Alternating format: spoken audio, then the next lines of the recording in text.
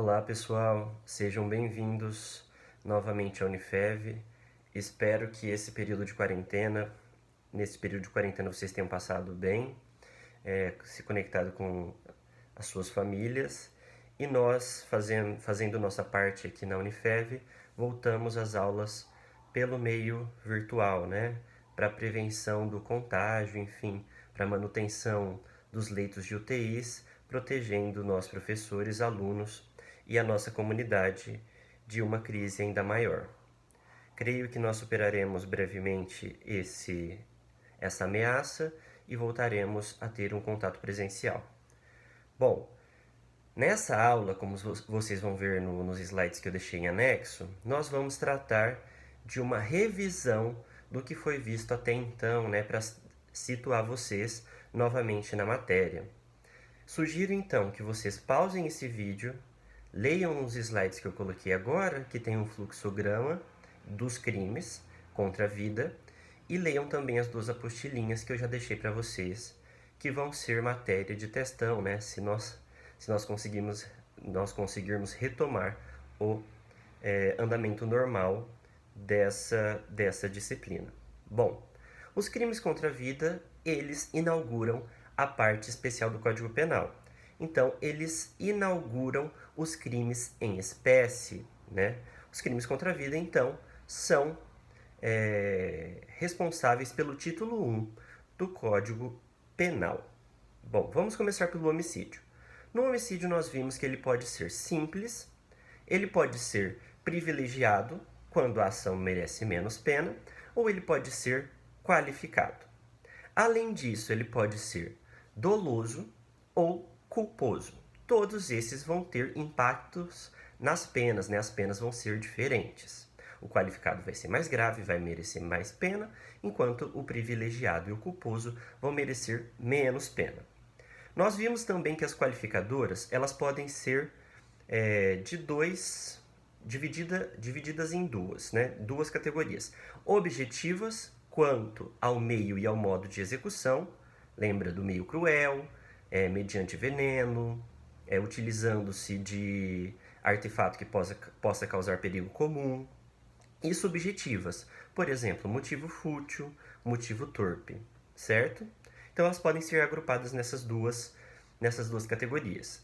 Também nós podemos nos atentar para as causas de aumento de pena. Então o 121, que é responsável pelo homicídio, ele enumera diversas causas de aumento de pena. Por exemplo, quando o sujeito passivo, a vítima, for menor de 14 anos, maior de 60. Nós vimos vários casos em que o agente merece mais pena. Qual que é a diferença entre a qualificadora e a causa de aumento de pena? As margens penais, elas são diferentes da modalidade simples. Por exemplo, se a modalidade simples é de 6 a 20 anos, a modalidade qualificada vai ser de 12 a 30 anos. Já a causa de aumento de pena determina um aumento de pena na terceira fase da dosimetria. Então, no final do cálculo da pena, vai ter um acréscimo a depender de como venha estipulado no tipo penal, certo?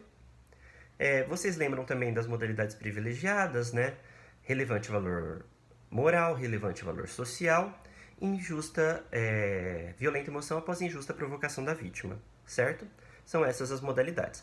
Partindo então para o 122, para essa aula não ficar muito longa. O 122 diz respeito ao induzimento, instigação ou auxílio ao suicídio ou à automutilação. Qual que é a novidade desse delito? Recentemente ele sofreu uma modificação legislativa que determinou que, além da instigação, induzimento, auxílio ao suicídio, também sejam punidas as autolesões. Aquelas autolesões são instigadas, né? Instigadas, induzidas na pessoa. Principalmente por conta das condutas virtuais, né? Do incentivo virtual de grupos virtuais, de grupos online, ao suicídio e a automutilação. Então prestem bastante atenção, porque inclusive no parágrafo 5º há um aumento de pena se o agente, o autor desse delito, ele na verdade é líder de um grupo virtual direcionado à prática, então, dessas condutas, né, que é instigar, auxiliar ou induzir ao suicídio e à automutilação. Também atentem-se aos dispositivos finais, aos parágrafos finais desse 122.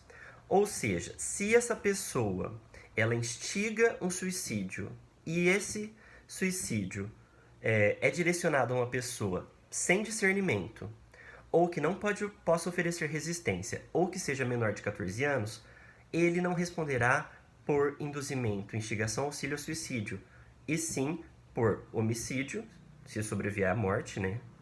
Ou por lesões corporais, certo? Então, muito cuidado com o sujeito passivo, a vítima desse delito. Próximo delito é o infanticídio. O infanticídio é o que a gente chama de um crime bipróprio. Por que bipróprio? Porque existe uma especial característica do sujeito ativo, que é o autor, e existe uma especial característica do sujeito passivo, que é a vítima. Então, o autor vai ser a mãe em estado puerperal, enquanto a vítima vai ser o filho recém-nascido, durante ou logo após o parto. O infanticídio pode ser também conhecido como uma modalidade privilegiada de homicídio. Por quê? Porque merece menos pena por conta do estado puerperal da mãe, né? A mãe vai ter esse estado puerperal quando ela tem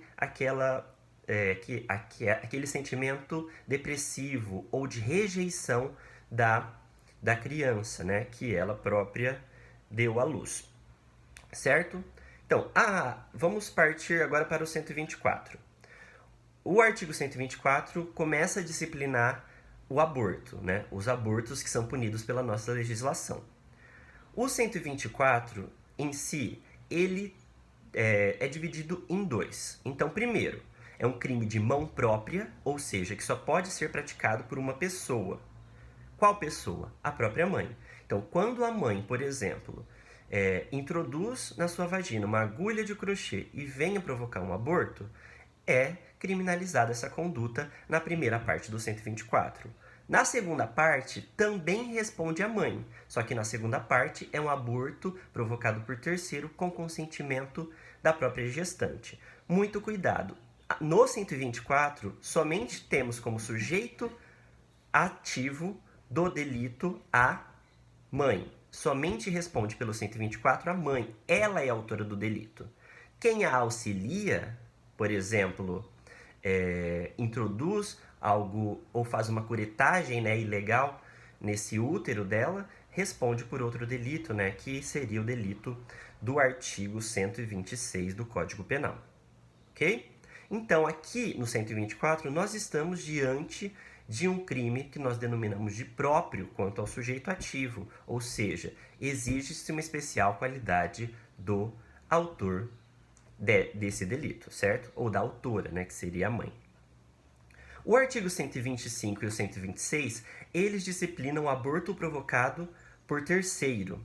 O 125, sem o consentimento da gestante, é mais grave, merecendo mais pena, e o 126 é menos grave. Por quê? Porque com o consentimento da gestante. No 125, a mãe e o feto são vítima. Já no 126, nós dizemos que quem é vítima realmente é o feto. Ambos são crimes comuns, ou seja, podem ser praticados por qualquer pessoa, certo? Bom, seguindo, vamos para o 127. O 127 nada mais é do que uma causa de aumento de pena, certo? Determina então um acréscimo no final do cálculo da pena. Essa causa de aumento de pena é pelo resultado, ou seja, o resultado da conduta delitiva. Se o resultado da conduta delitiva for lesão corporal de natureza grave, o que é uma lesão corporal de natureza grave? Quem vai trazer esse conceito para nós é o artigo 129, né? Nós vamos lá no 129 e nós vamos ver lesões corporais graves e gravíssimas. Então, se o resultado desse aborto é uma lesão corporal grave na mãe, nós temos um aumento de pena de 1/3. Então, se aquele aborto determina uma incapacidade para as ocupações habituais de 30 dias, um perigo para a vida da gestante, nós temos um acréscimo da pena, um aumento de pena de 1/3 por conta da lesão corporal de natureza grave ou gravíssima, certo? E se o aborto venha matar a gestante, nós temos um aumento de pena do dobro. Então a pena dobra ao final do cálculo. Nós fazemos o cálculo da primeira fase, que é a pena base, circunstâncias agravantes e atenuantes, que é a segunda fase, e na terceira fase, causas de aumento de pena, e aí vai incidir a causa de aumento de pena que eu estou falando agora para vocês. Certo? O que vocês têm que prestar atenção na causa de aumento de pena? Ela só vai se incidir quando for culposo esse resultado. Então, é o que a gente chama de préter dolo. Nós temos no crime inicial, que é o aborto, nós temos o dolo, e no resultado, que é lesão corporal ou morte, nós vamos ter, então, uma culpa. É o que a gente chama de préter dolo. Beleza? Certinho?